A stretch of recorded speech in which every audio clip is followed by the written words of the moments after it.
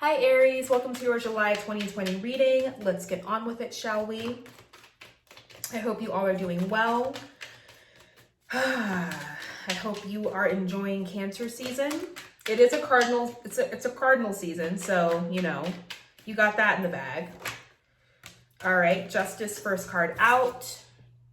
Maybe you are dealing with the Libra, or you are dealing with that Libra side of your same coin, seeing as though they're your opposing sign. I think the overall theme for this month for you is justice, is a balancing of things in your life, a balancing of relationships, balancing of finances. I do feel that money is good.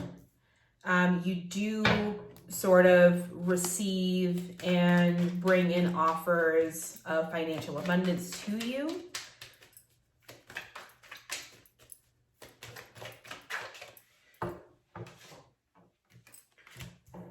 Okay, potentially a Scorpio in your midst that has the potential to bring you great financial windfall.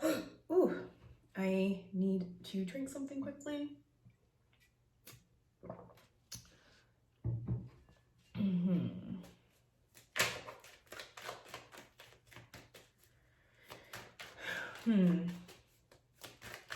Or that finances afford you the ability to surrender to a big change that you have been wanting to make. That money and change seem to be intertwined in some way. Either one, you know, either the change brings about money or money brings about the change. Let's see what else is going on. Aries, July 2020.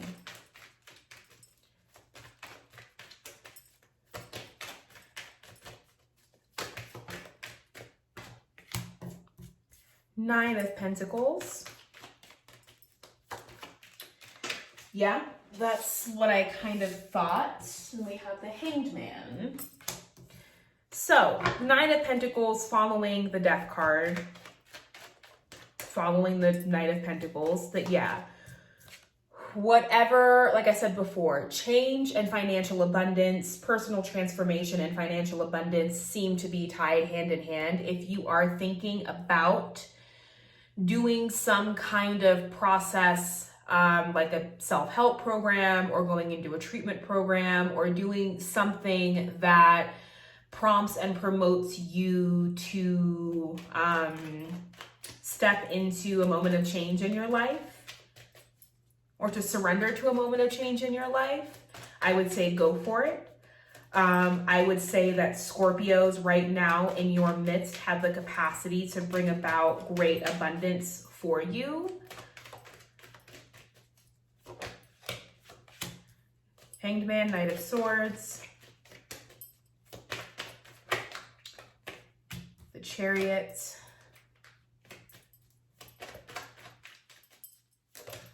and okay, you're really talking today. And the Queen of Swords.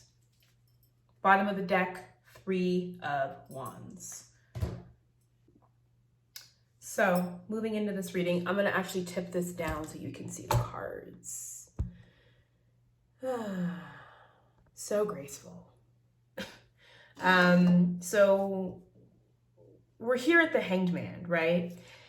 And so I feel as though this is you all sort of in conjunction with this Nine of Pentacles, remaining and resting in a place of being being stagnant, but I don't feel that it's a form of stagnancy that is, you know, imposed from external forces or factors. I really genuinely feel as though this is you all deciding for yourselves to stop, to take a moment, to reflect, to allow yourself to see things differently, right? And if this isn't self-imposed and this does feel as though this is something that is outside the bounds of your control, you know, I would say surrender to it. Go with the flow, right? Go with the flow of it. And that oftentimes, you know, going back in connection with this Death card, that if we are in fact talking about a moment in which you are entering into a period of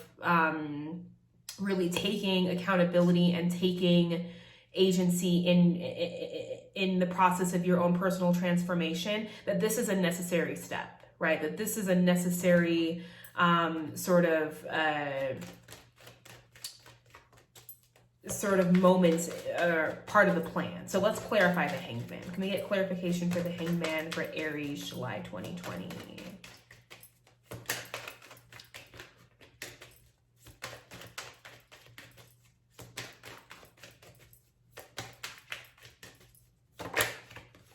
Temperance. Yeah, that's what, you know, I think when, again, this is just another iteration of, you know, the cards and essentially the universe asking you to be in a place of temperance, for you to be in a place of patience and to be in a place of allowing synergy to happen. So now we have the Knight of Swords here, which is in stark contrast, right, to this energy. And so I feel like, you know, if you are having a Knight of Swords moment in reaction to this Hanged Man moment, another thing that this could also be that I just sort of got insight into, or feel that this might be pertinent, is that if you all are dealing with an air sign, with a Libra, right, Justice being the card of Libra, and also capable of representing, you know, any sign really, but I would say, you know, air, Libra, Gemini, Aquarius, right? That if you are dealing with an air sign and you have made a choice to step away and sort of do what you have to do to take care of yourself, that some of you might have actually walked away from a relationship because of an injustice, right? That was committed because something happened that you needed to, I feel like there might have been some financial irresponsibility, that you were maybe dealing with a partner who was taking advantage of you financially, that you were dealing with a partner who was taking your own independence and growth for granted, right? That they were sort of riding on the coattails of your own ability to stand on your own 2 feet and make your own money. And that in response to you doing what you need to do, and essentially, you know, I feel like if this is you, sort of self-imposing this Hanged Man energy on it, you're doing it as a way to also kind of get away from having to do anything with this person quite yet. Because what they're doing and how they're responding to you is they're coming towards you at full force, head on, with all the energy and with all the words and all the cutting things to say. So I would suggest that you continue to not let them move forward or move in. Let's clarify this Knight of Swords and see, you know, what their motives are. We get clarification around this Knight of Swords, who they are, what they want.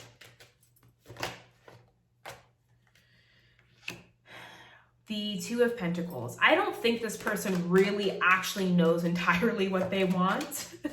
And I think here you are, here's this Chariot energy that you have, you know, towards the end of the month, stepping out of the Hangman and into the Chariot.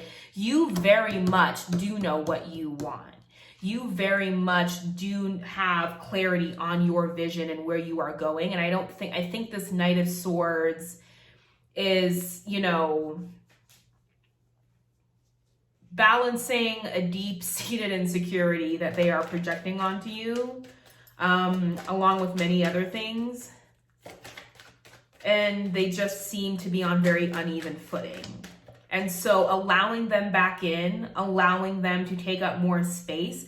They're not a bad person per se, right? Like the Knight of Swords isn't necessarily bad. The Two of Pentacles isn't necessarily bad, or none of the cards are really bad or good, right? But the energies aren't necessarily harsh and in a negative way. But it's still just, it's in stark contrast to what it is you're doing here. And even with this Knight of Swords, we have this Queen of Swords. So, you know, and who knows, maybe in reaction, in response to you showing up as a Chariot and being very clear about where you're going and what you're doing, this person has no choice but to kind of evolve into this Queen of Swords and become, you know, a better version of themselves. But let's get final guidance and insight for Aries for July 2020.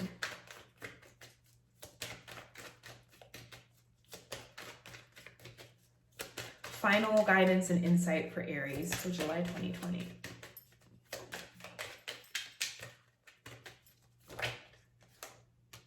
Four of Cups.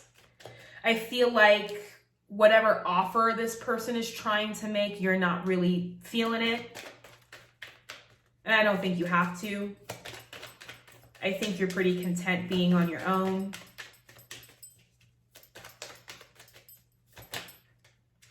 If you're cross-watching, I would be very careful about how you approach Aries, because they have the capacity to be just as cutting and to be just as harsh with their words. If you're planning on moving in on them in a harsh and cutting way, I'd be very careful, because they're also showing up as the Ace of Swords.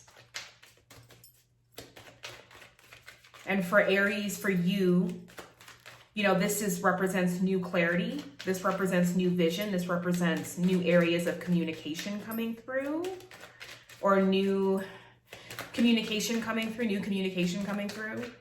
And any final words for Aries? Any final guidance?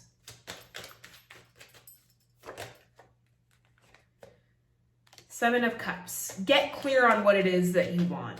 Get clear on, you know, if you aren't clear, if you aren't in this Chariot moment, get clear about it. I will say also that if you have many, many irons in the fire right now, if you have many things that you are trying to bring forth and manifest, it is possible and it can happen.